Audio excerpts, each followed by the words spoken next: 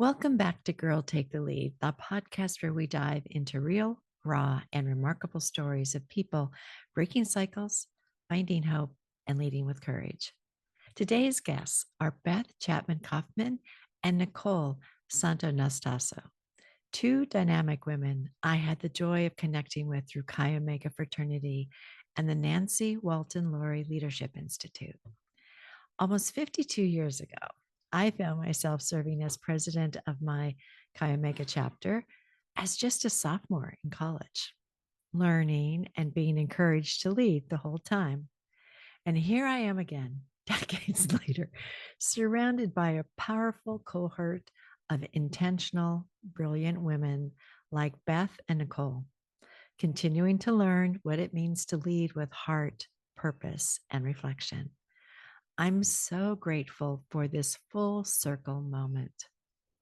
And speaking of incredible Chi Omega sisters, shout out to Drew Turner, who launched her podcast, Her Table, the truth about burnout that no one tells you.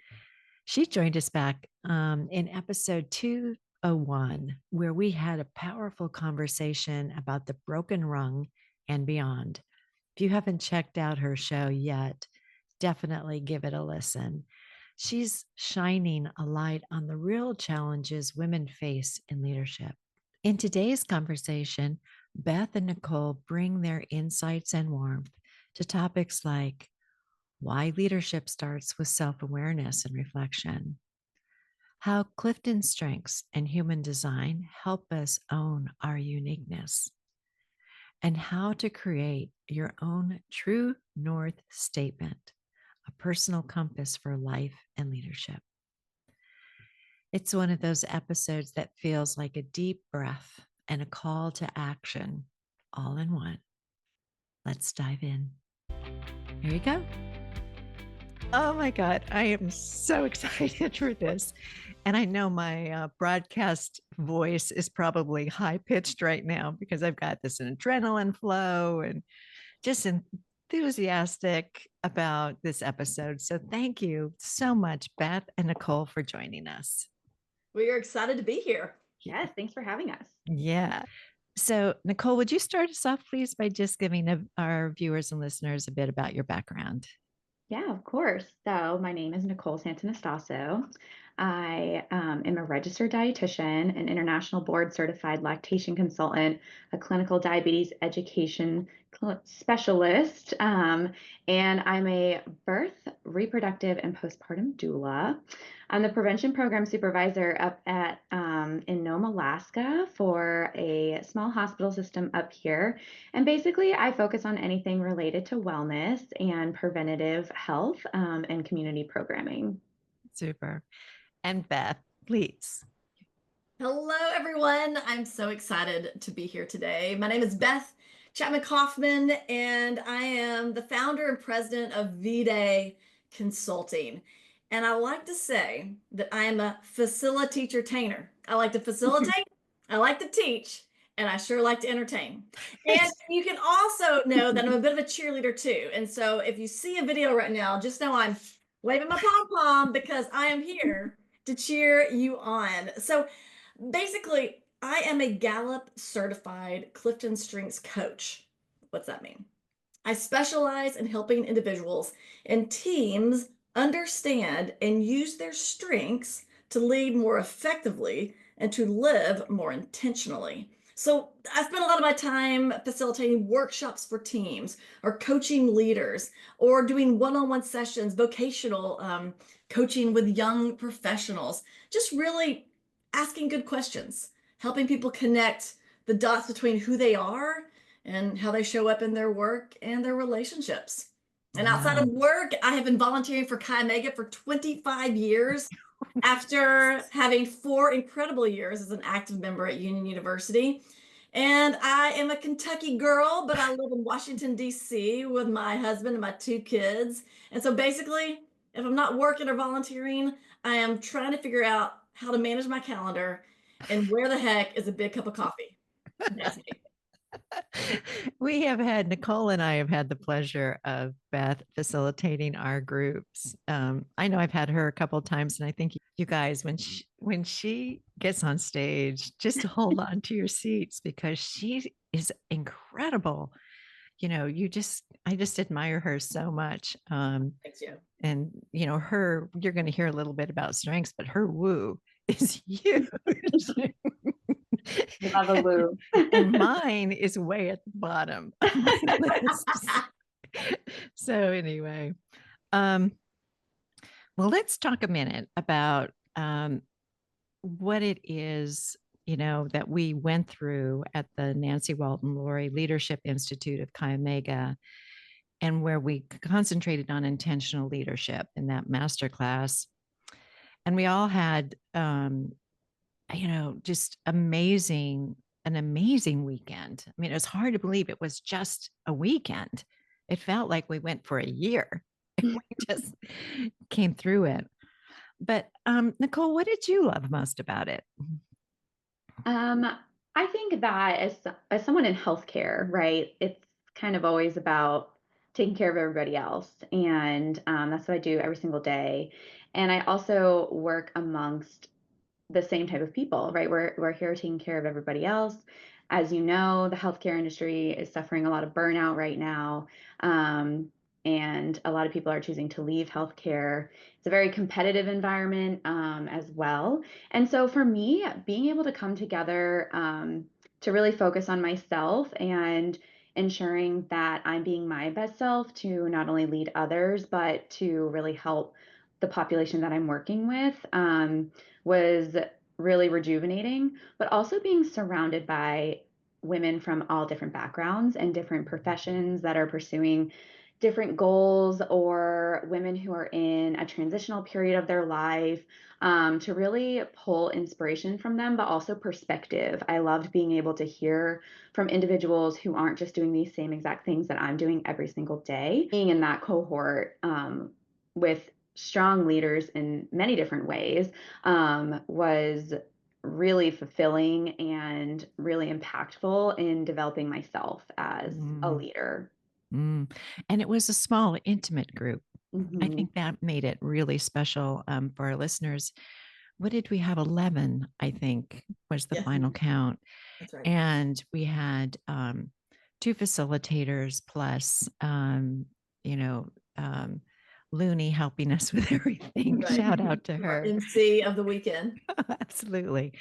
But I think that intimacy and then breaking us into smaller groups really helped us to hear each other and to be there for support. Beth, what was it like facilitating? I love it. You had this room full of leaders around you.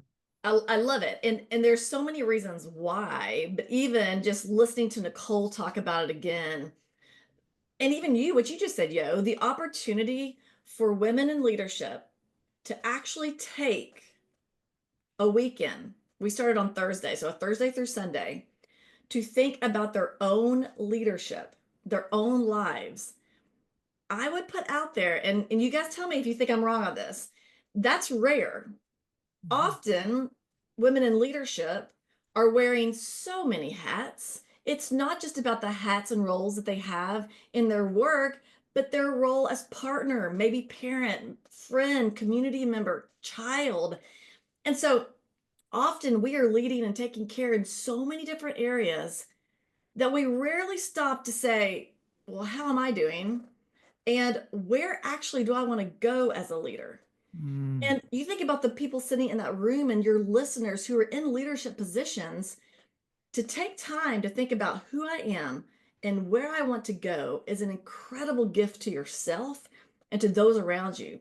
And to have the opportunity to facilitate that and to help guide and walk women along that journey, I often feel like I got the best job in the world. Oh, I said the best job in the world. What?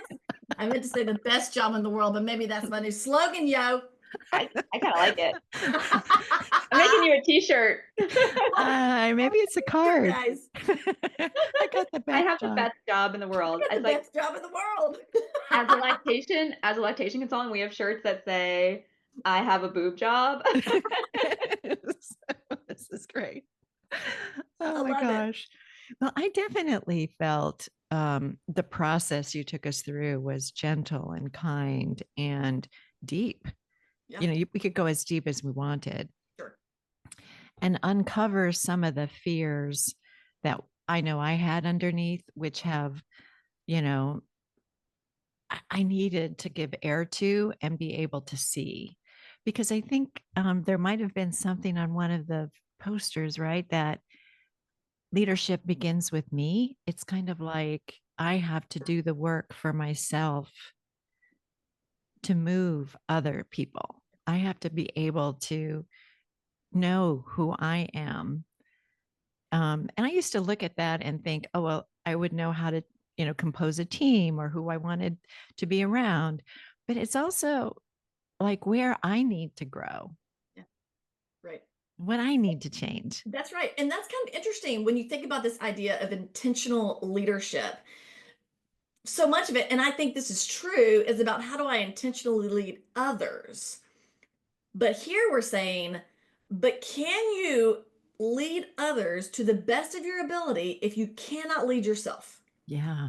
And that's the question. That's the question that I think sometimes it's easy to put away or to say, I'm going to continue learning leadership techniques, which I think are important.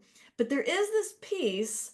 What does it look like for me to be intentional about leading me and Mm. modeling that for others? Do you think that's kind of what self leadership means, the way that people are using it today? That self leadership is definite. I mean, I never had heard that phrase up Mm-hmm. until about a year ago, maybe. And I went, oh, well, this makes sense. Yeah. Totally. That you begin the journey with yourself and Mm-hmm. then move through that. Um, and it just seemed like intentional leadership is a component of kind of that self leadership. What do you guys think? Is that kind of off or makes sense? No, I think it makes sense. And I think that there was it's such a level of self-awareness too, and learning a level of self-awareness and understanding that and how it applies. And so often I find that that is what's a lacking trait in, in my leaders and who I'm being guided by. And so that's something that I really prioritize when I'm trying to be a leader, is to be self-aware. And that's a lot of the weekend I felt like gave me opportunity to reflect and to have self-awareness and see what I needed to do to better show up for myself and for others.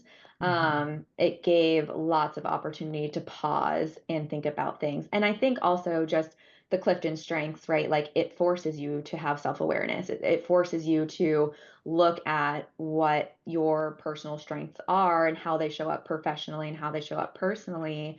And how to use them to your advantage, and how to also understand how other people are going to perceive them and how you're going to navigate, you with your strengths, through whatever position you're in, whether that's personal or professional, and being really intentional about using your strengths and being intentional about understanding other people's strengths and how to, build a team or work together on whatever you're trying to accomplish. Mm. So, Beth, maybe you could give us some background Yeah. on the Clifton strengths and um, what you see there. Yeah. So if you're unfamiliar with Gallup's Clifton Strengths, it's a tool that Gallup developed. Well, actually, Don Clifton developed it many years ago. The Gallup organization acquired it in the 90s. Just a little technical detail for you, but it's a Gallup tool and it helps people identify what they naturally do best, what we call their talents. So it's an assessment that you take, takes about 30-45 minutes. And after you take it, you get back your 34 themes in the order that they show up in you. And so there are these 34 themes, and a theme is a collection of talents. And the idea is that when you understand what you naturally do best, you can be better engaged, You can do better work. You can partner more powerfully with others. And something that I love and I really believe is that when you have confidence in what you do best, you don't have to fear what other people do best. You don't have to feel jealous about it, or you don't have to feel insecure or shame, because now you know what? I'm so glad they're here because I can't do that, but they can. I often like to say in a workshop, I got great news for you guys. You can't do everything. And I actually think that's good news, because if I believe that, now I focus in on where I am strong, and I am engaged here. And then I can begin to partner with other people who are good in areas where I am not. And Mm, that builds community, and that builds teams. And that can help all of us feel more engaged, more effective, and hopefully more productive. yeah. Nicole, what were yours? What were your top five? My top five are futuristic, strategic, woo, Okay. um, belief, and communication. Wow. So you have woo up there. Oh, Mm. yes.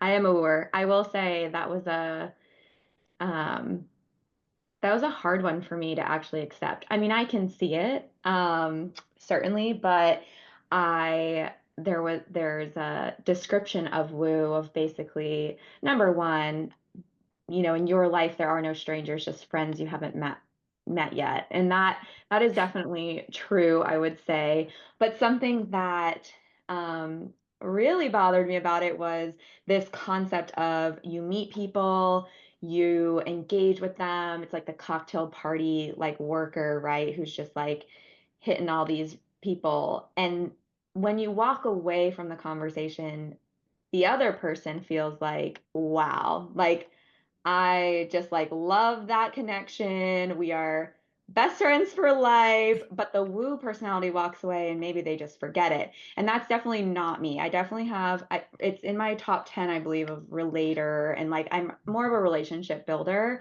Um, but once I kind of understood that those two strengths can kind of create something a little bit different, I felt a little bit better about it. But I was like, no, I don't forget people.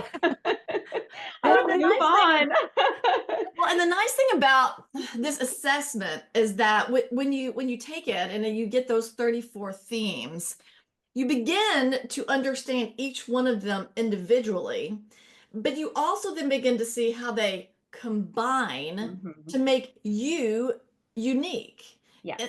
A really fun fact is that the likelihood that you have the same set of strengths in the same order as someone else is 1 in 33 million. So this is very much your fingerprint. So although Nicole and I both have woo high, and for those first timers out there, that stands for winning others over. It's an influencing strength that often means people who do a great job of making first impressions, or maybe they charm people with their stories. They love, let's imagine we're going to go to a party together. The wooer probably wants to meet as many people as possible. Yeah. But the interesting thing is how that woo shows up in each of us that has it high looks different compared to the strengths that surround it. And so Nicole has, she mentioned the strengths around hers. Around my woo, I have positivity, which is number one, and I have communication sitting in my 6 through 10. And so those three themes, positivity is emotional energy, woo is social energy, and communication is verbal energy. And when those three come together, as they do in me, it can sometimes feel like the firework has gone off. And so, if I'm talking with someone and they say, well, my woo doesn't show up like your woo, I'll say, well, let's look at what surrounds it, because you are uniquely you.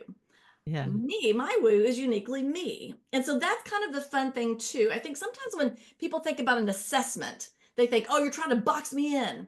Mhm. And I would say each assessment has different helpful insight you can gain about yourself. And the Clifton Strengths assessment, particularly, I really see as a tool that gives you insight and then hopefully questions for action. To Mm, not tell you who you are, but begin a conversation around how do you use what you have to be at your best and to be at your best for those around you as well. Yeah. Well, mine were connectedness, adaptability, learner, developer, and strategic. So, Nicole, you and I cross over on strategic. And Beth, I think you are also learner, no? Not learner in my top 10. I have strategic. So my two Strategic. Oh, thinking okay. Here we are, themes. the three of Yeah, us. we have strategic. So my two thinking themes in my top 10 are strategic and ideation, which Okay. ideation is like that idea factory. It's the Yeah. real creative one. So lots of ideas. Yeah. So Not here we necessarily are. follow through, but just some ideas. But the other interesting thing I got from the weekend was that sometimes one of our aspects can bully the others, Mm-hmm. right? And I had this awareness for myself. My learner shows up sometimes as the bully. Like, well, everybody should learn. Like, shouldn't they all be educated? Like, Mm-hmm. what are we talking about here? Learn online. Like, no, we should all learn. So it's like I can see now how sometimes I can use my strengths a little bit differently, to protect myself. Like, Mm-hmm. move those forward. And so I'm very, very much aware of that now, which is, I've got to say, a good thing for me to look at and say, okay, what is overriding this? How Mm-hmm. about you guys? Do you have one that kind of shows up, can be kind of the bully? I would say lately, I mean, probably my whole life, but particularly in recent weeks, communication is bullying a lot of people. Because I do think that I'm a pretty great communicator, especially written. I can write an email like it's nobody's business, to really convey my point, which with belief up there too, I'm going to be doing that a lot. And people, uh, they don't receive it well. But then, especially with doing all of these leadership opportunities, because actually I did intentional leader, but I actually am also enrolled in a emerging nutrition leaders course right now, and we also are using our strengths and Mm. getting mentoring with that as well. So it's been a lot of personal and professional development for me this year, but um, I am having a little bit of a hard time allowing people to tell me that they don't like my communication style, because I'm like, no, I've been told from all of these different angles that my communication's very good and it is my strength. But it's kind of learning to um, leverage that communication a little bit better. Yeah.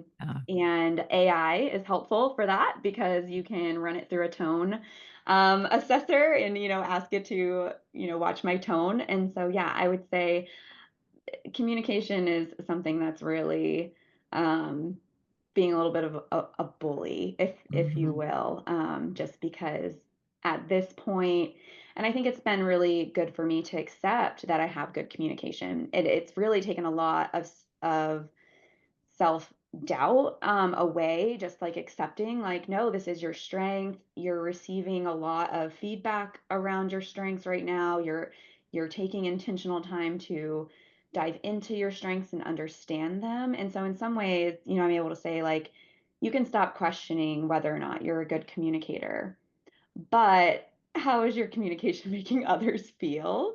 Mhm. um and so I'm definitely kind of navigating that one right now a little bit. Mm. Beth, what do you see there? Because I mean, you have such a broader Yeah. perspective on this. Totally. Totally. I love listening to you talk about it, Nicole, because it reminds me of the power of both taking an assessment like Clifton Strengths and then receiving coaching and conversation around it, because that's where the power is really in gaining the knowledge about yourself and then beginning to say, okay, now how do I grow with this? So in that sense, well, let me start with this. Something I often tell my clients is if you do not control your top strengths, they will control you. Mm. They are going to come out. And so that self awareness becomes important. So as you talk, we begin listening to you explore two themes that you have, which are belief And if you have belief high, that means you have these core values that move you to action, right? And then high communication often means that not only are you gifted at either written or verbal expression, but you have a lot of words. I have high communication too. And so, with both of these, the question, as you understand all of your themes, often is how do I use it at its best? And sometimes that also means knowing when not to use it, right? Mhm, And mhm. so, with someone who has belief and communication high, what they begin thinking is, okay, I often have core beliefs or core values that I think this is the way things should be. And so my communication also means that if I think it, I want to say it, right? Like low communication, someone might think it but not say it. But if you're high communication, probably until you have fully learned how to manage how you speak, what's here will come out here. And so you begin to say, okay, how do I think through, is this the right time? Is this the right way to communicate these high beliefs? And so the tools that you're talking about, how do I run it through an AI tone kind of thing? You ask yourself, is this the time? Is this a belief that I really need to share right now? Because often that belief, when I'm working with a client, they have belief high, we'll get to the point where they'll say, but at some level, it feels like if I don't say it, I don't really believe it. Yeah. And then you have to figure out, well, is that true though? Is that a true statement? How do you incorporate wisdom into this? And so it's that journey. I mean, it is figuring out, my bully is empathy. When I start to, because my number one's positivity. And Mhm. so when I start to feel sad or feel upset, it hits my positivity and I'm just like, meow, like a little wilting flower and I'm paralyzed. I can't do anything because my emotions have taken over. And Mhm. if they're negative emotions, it really paralyzes me. I thrive on positive energy. Shocking. And so I think but the journey is figuring out what do I do with it. And I think Yeah. that's the beauty. I don't know. I But again, I Nicole, does that resonate? Does that make sense? Yeah, no, and that's a lot of the exploration that I'm doing. It's a lot of like sitting in a team meeting or whatever it may be and saying to myself, in the grand scheme of things, if you don't like if it doesn't go your way, and that's in a very like I don't know, that's in a broader way to say it. I think it's not like, oh, I want everything to go my way, but when you're working in a space that you're, Mhm. aligns with belief, right? Because the Yeah. work that I do and my career was chosen, I moved, to rural Alaska to do the work that I really believe in. And so, but everyone on the team has different goals. And so ultimately it's a lot of sitting there saying, does it have to align precisely with your belief and your communication right now? Or will we still have a positive outcome for the community? Like, can we let someone else really carry this? And how will that impact them and feel empowered and like a leader if I let this one go, if you will? Because it is a lot of, and it's also a lot of the last word, right? And you've got futuristic and strategic at the front. So I'm like, I've already thought about this. I've already thought about this. I've already run through all the scenarios and I need to communicate that to you because I believe in this really strongly. Yeah. And so, yeah, it's a lot of balancing and understanding how I can be a better leader to empower the people I'm working with by just choosing not to engage communication and choosing not to engage belief and letting them just kind of sit over there for a little bit and be quiet and you'll have your moment, Nicole, like like Yeah. it's coming but it's not right now.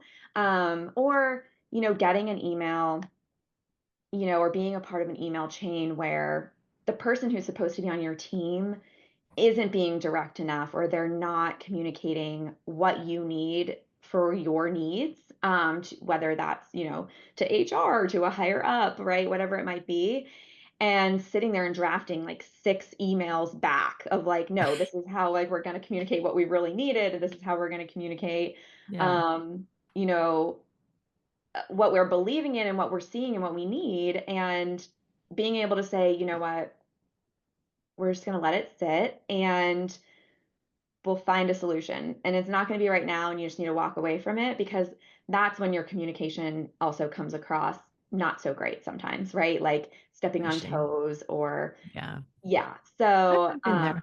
yeah, it's been but this has been but the like that's saying, the coaching and really like receiving feedback and taking time to really read through your strengths and understand them.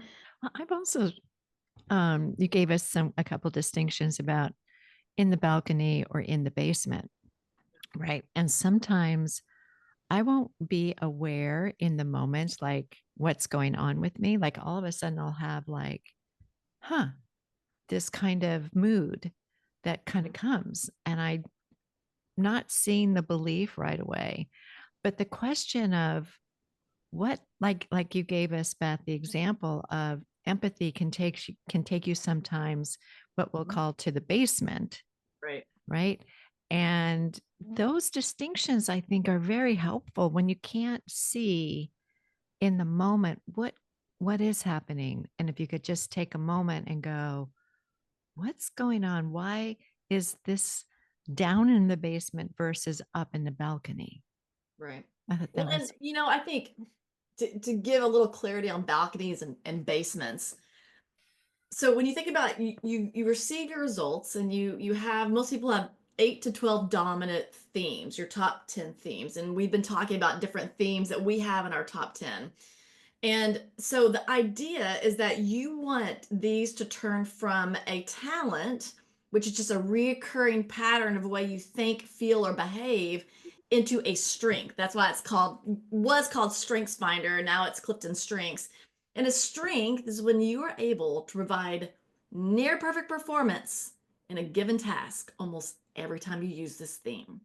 And so we talk a lot about first that awareness. What are they? Because for me to be in my balcony, and the balcony and basements is just, it's just shorthand for the best and worst expressions of a strength, right? Because often we think what's at the bottom of my 34 are my weaknesses, and they might be. But what most often are potential weaknesses is back at the top, because your top 10, those themes are your natural way of seeing.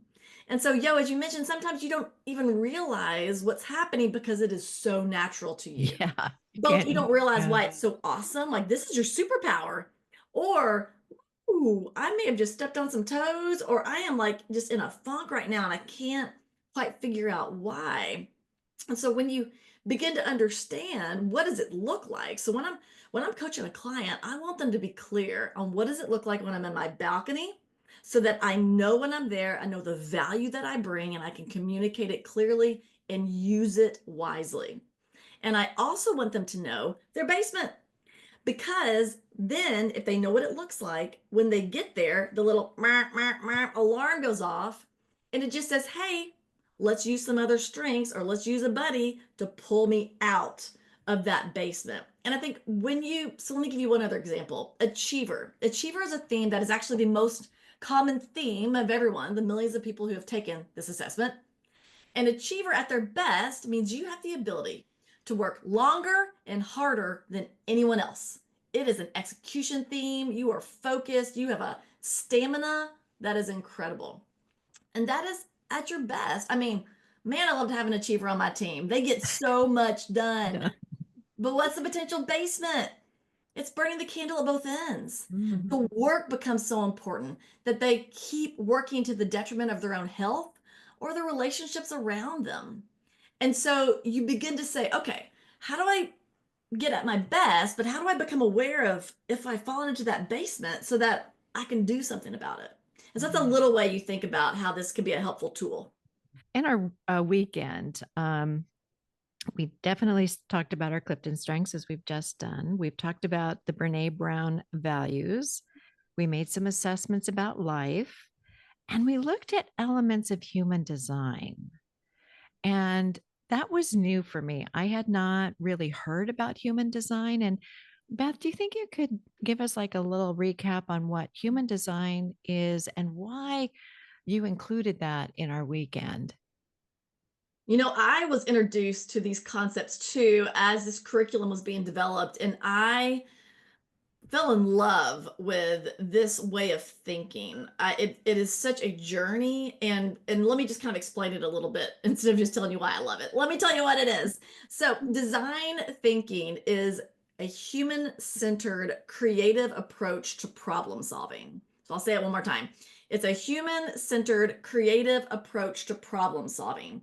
And so, in the masterclass that we all participated in together, we leaned heavily on the book Designing Your Life by Bill Burnett and Dave Evans. And they take that design thinking framework and they apply it to the question, how do I design a life that's meaningful and fulfilling? And so they used those 5 stages of design thinking, which are empathize, define, ideate, prototype, and test. But instead of using that towards a product or service, which is what a lot of companies do, they used it towards designing your path forward in life. And so what we did was we took that framework generally, and then we created the session. So in that empathize, we talked about kind of getting curious about yourself. And so we had you all think about what is energizing you, what really matters. You spend time thinking about patterns in your life, both past and present, energizers, stories of success, past and present. And then we focused on your values and your strengths. And our theory was that with all of that information, you could then take that and create a true north statement.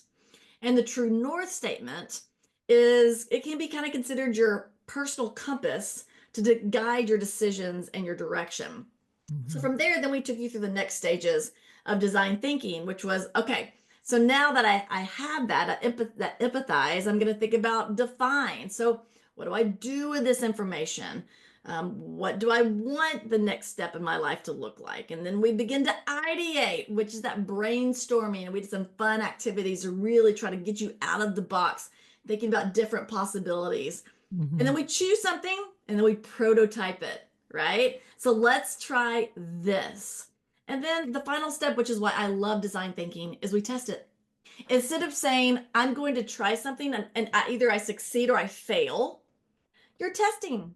And you Yeah. come back and say, what worked? What didn't work? Do I tweak? Was it the wrong hypothesis?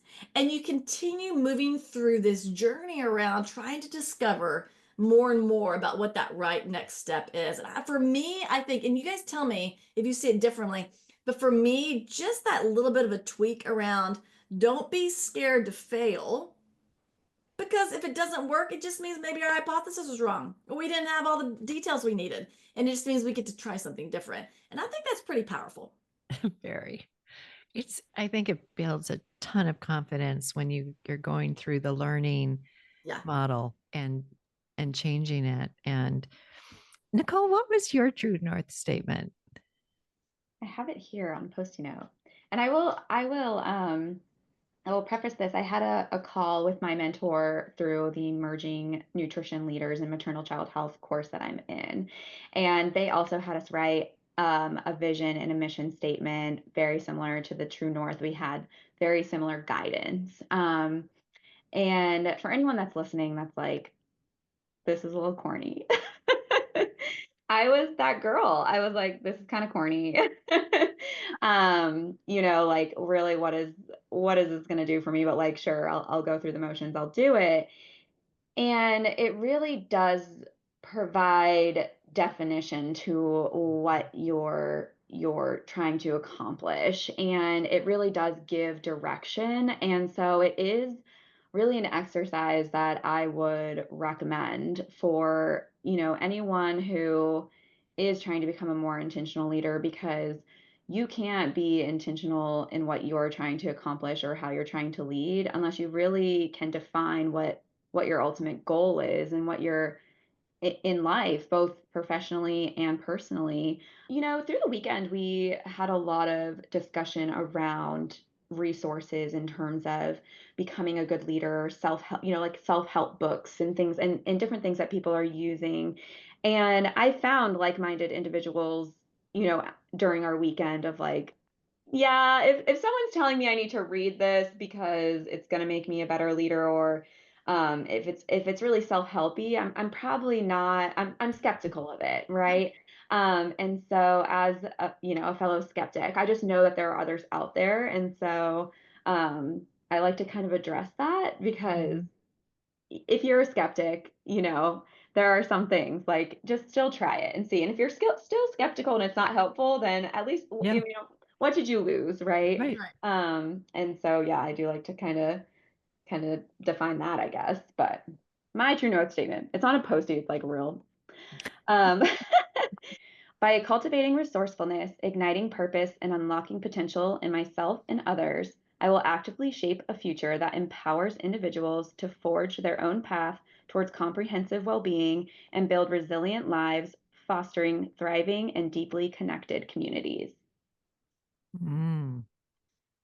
Wow. Take a moment. That's really great. I was just thinking too how sometimes what you did for us over that weekend, Beth, was kind of walk us through these different aspects so that when we got to this point, it was authentic, it was real for us. This is mine. I'm at my highest joyful creative energy when I've planned thoughtfully and then let things go and they unfold. I help others discover and voice their own power and beauty for personal growth and change. I do this with kindness and support, cheering others on. So there we go. I love it. I love my True North statement. And it has been something. I'll just tell you something recently. I posted for the first time an article on LinkedIn. And in my cohort, I was filled with fear about doing this. I went, writing? No, no, no, no, no, no, no. I can write in business, but now I'm going to be writing publicly? Like, no, no, no, no, no. But I did it. I went and did it. And it definitely comes from a place of sharing what I've been learning about podcasting and the surprises I've experienced around it. And it was like, oh yay, okay. This is about my true north statement. It's about helping others discover their voice because I'm discovering my own in different ways, right? Have you seen that, Nicole, with your true north statement? Yeah, I feel like for me, and this is actually feedback I get from my cohort constantly, is like, are you taking care of yourself? Like you're always putting others first.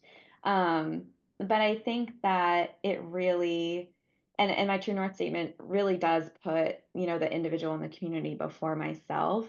Um, and I think defining that for me of like that is what drives me though is investing in others so that we can have a healthier world. And that's not just healthy from a dietitian perspective of like we eat well, we move our bodies, but and that's why I use the words comprehensive well-being because I didn't even like the word holistic. Like holistic is kind of the word that is a buzzword in my field, but that wasn't even it. And so the True North statement really does define that I really am here on this earth to empower health and well-being within individuals to create a healthier community. But in the front end of the statement is that I have to unlock that potential in myself as well.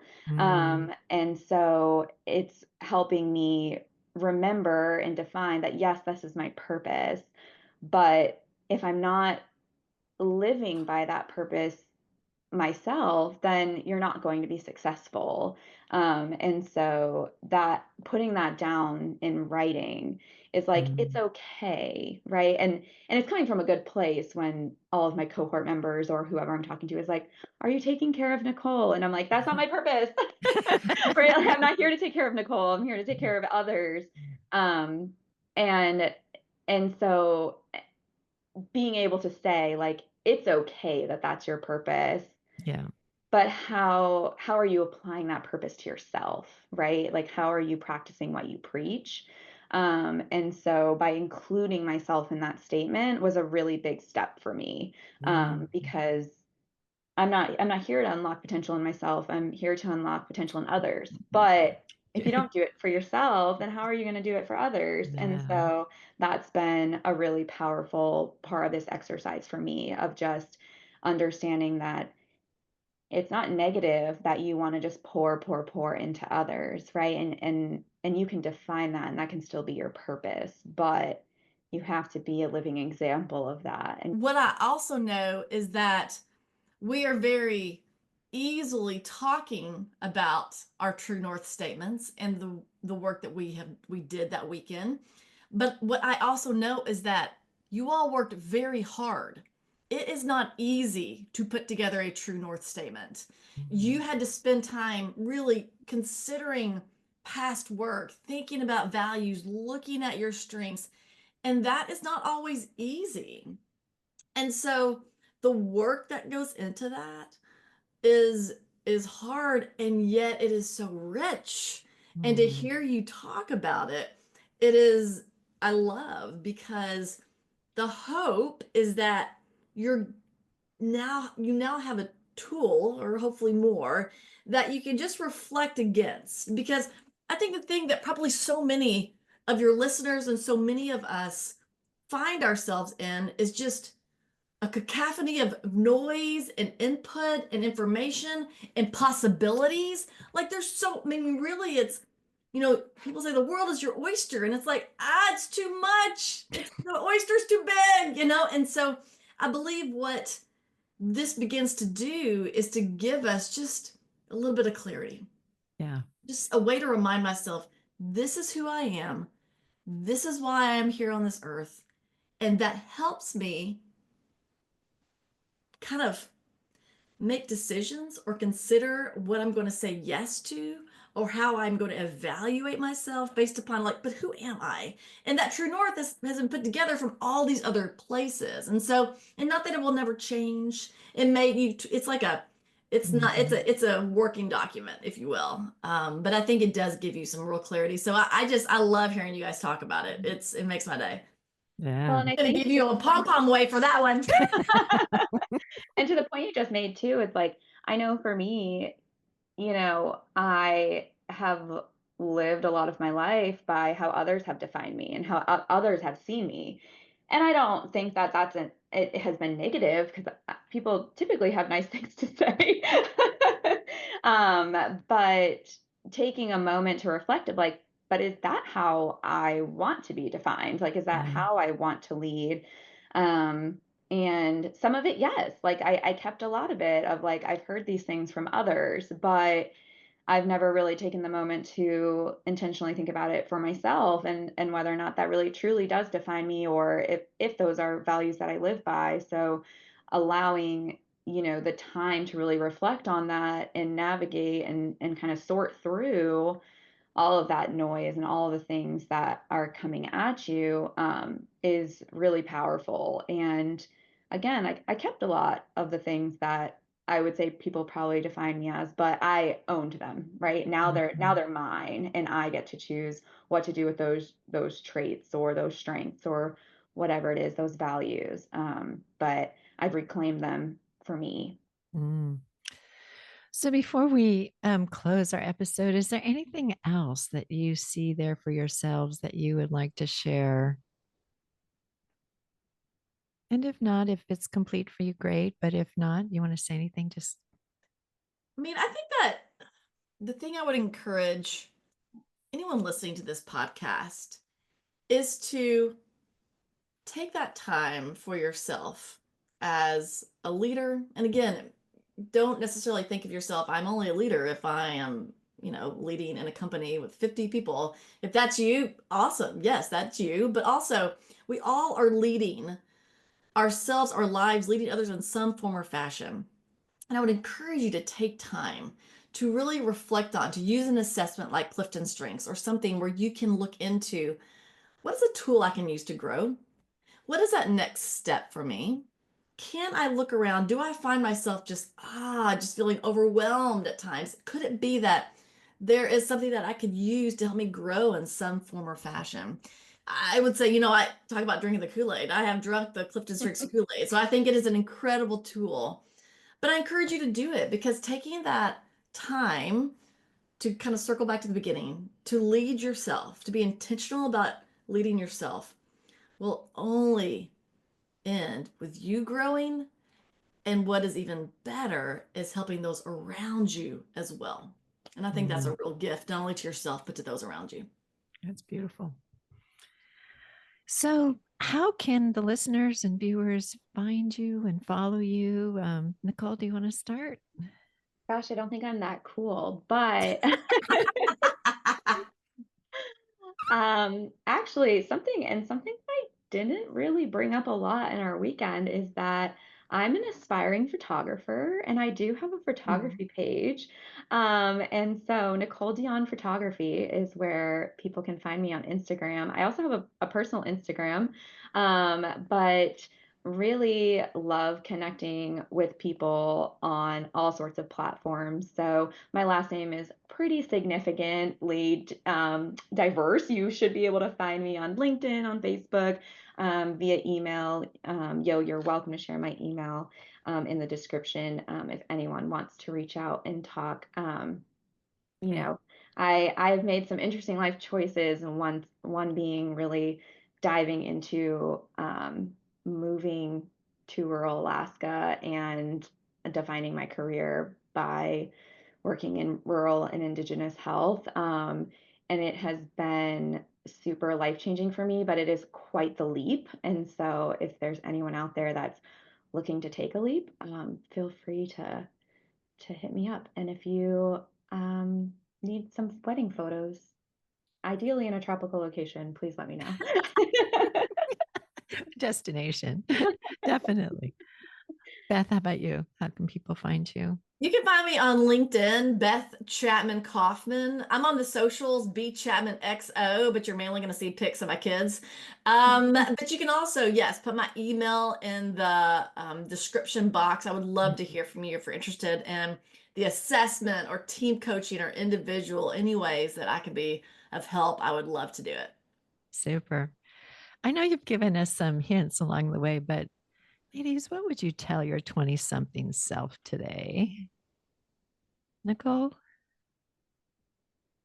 I would say it's all bigger than you think. And I think that does kind of align with those moments when my strengths are being bullies of, you're really caught up in this moment, in this thing that you're feeling so strongly about, and you might feel at odds with whatever it is, pursuing a career or with within your social circle. But it is bigger than you, and there is so much more out there. And and maybe that's futuristic coming out, but just hang in there, kid. And there's so much that you don't understand yet, but you're gonna figure it out. Don't get too caught up in the here and the now. Cool. How about you, Beth? Okay, mine is very specific. I would say to my 20 something self, take care of your body. And the reason why I say this is because we didn't really talk about those lesser themes, which are those bottom, like 30 through 34, your bottom five.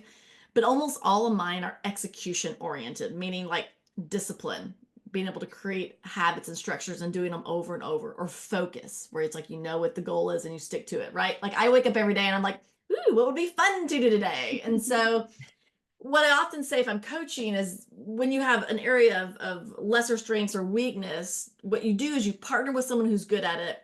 You delegate if you have that ability, or you put a system in place. And I feel like my bottom five themes are very execution oriented because all my top themes are others oriented, which is wonderful. But when you're others focused, you often are not focused on yourself. And so I have found that in my work now in my 40s, I have actually been able to partner, delegate, or put a system in place when it comes to my work, right? In my 20s, I had some trip ups when it comes to work because I was like, isn't my charm enough? Evidently it's not, evidently it's not. And so do that. But where I have not done that as much is in taking care of myself. And so now I'm thinking, wow, I wish I had created more habits around exercise or what I eat. And I'm now doing that. But man, I wish I would have started that in my 20s, because I think I would be in a much healthier, or just systems have been created because I don't naturally create them. So I have to work harder at it, if that makes sense. Good, good, good. Well, So Beth, good. you keep telling me how to leverage my strengths, and I'll do the trade-off. I'll teach you how to leverage your health. Let's do it. I'm in. I am so in. Yes, Oh, so great partnering here. exactly. So you guys, what was there anything at the online store that spoke to you in terms of a card or a gift item, Beth? How about Yes. you? Okay. So I liked several of them. I love the Cummings quote about friendship, but the one that I went with was the one that says, "You got this if you have the right supports in place." And I love that because I love community. And sometimes I feel like you can often hear these kind of quotes or platitudes like, you can do anything you want and just all about you. And I often think, well, don't shoo someone off a mountain without a parachute on. I mean, I think we often need people around us. We need support and people. And if we do, then you got it. And so That's so I cool. love that one. It's good. Well, when I first designed it, it just said, "You got this." And one of my guests told me, "No, no, no, no. You have to have it, if you have the support." I Yeah. went, "Okay, it's changed. Yeah. I'm the CEO of this. I can Yeah. make that change." There we go. So I there we love it. I go. love Executive decisions were made. Exactly. How about you, I love that. Nicole? Anything? I picked so I immediately was drawn to the For Friends section because one of the things that I love about myself is that I consider myself a good friend. And so I immediately was drawn to that area. And there's a card that says shine, like the universe is yours. Yeah. And again, that has a lot to do with like unlocking potential in others and seeing everyone's potential and wanting them to kind of go for it. And then I just remember during our intentional leader weekend, Beth defined me as spotlight was like my word, and shining the spotlight on others, which I guess I didn't really notice. And so I just thought that that kind of also wrapped up the weekend and was a good reminder for me too. Mm. I do want people to shine. So I Oh, really it's so like that. cool. I love Well, that. thanks, guys. I can't tell you how grateful I am that you're here. Like, I feel like we've had like a little refresher from the weekend and, you know, keep going and help others see their own possibility here. So, thank you so much for your time to do this. Yeah. Thanks, yo. Nicole, it was great to see you. Great to see you. See you again soon. Love you guys. Love you guys too. Bye. Bye. Thanks so much for joining us today. If Beth and Nicole's conversation gave you some aha moments or reminded you that leadership starts with self awareness, I'd love for you to leave a review wherever you're listening. Your feedback helps more people find the show and lead with intention, heart, and clarity. And if someone you know is figuring out how to lead with purpose or maybe just needs a little encouragement to embrace their own strengths, send this episode their way. Beth and Nicole's insights might be just what they need to hear today. You can always join our Facebook group, Girl Take the Lead.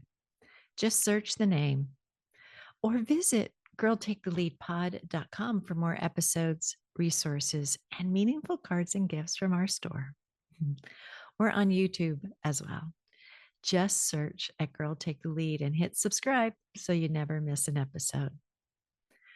A few of my favorite quotes from Beth and Nicole. Leadership begins with me. I have to do the work myself to move other people.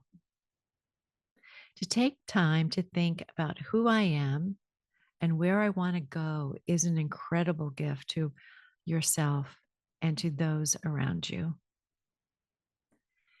And when you have confidence in what you do best, you don't have to fear what others do best.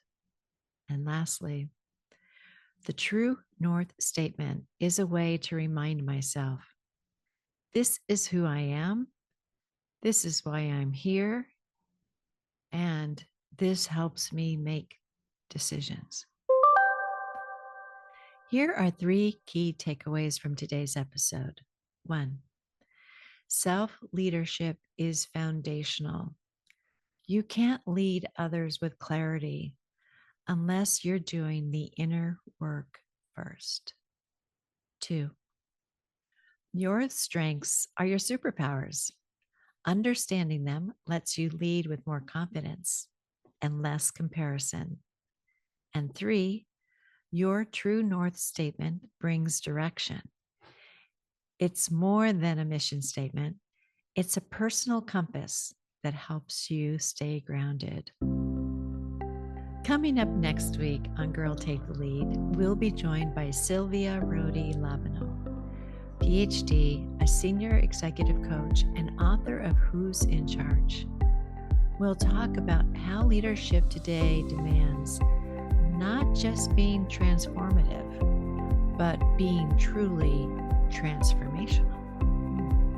Sylvia brings us so much warmth and passion. You won't want to miss what she has to say on purpose, power, and leading with energy. Until then, take care of your heart, lead with courage, and remember, you got this. Talk soon. Bye.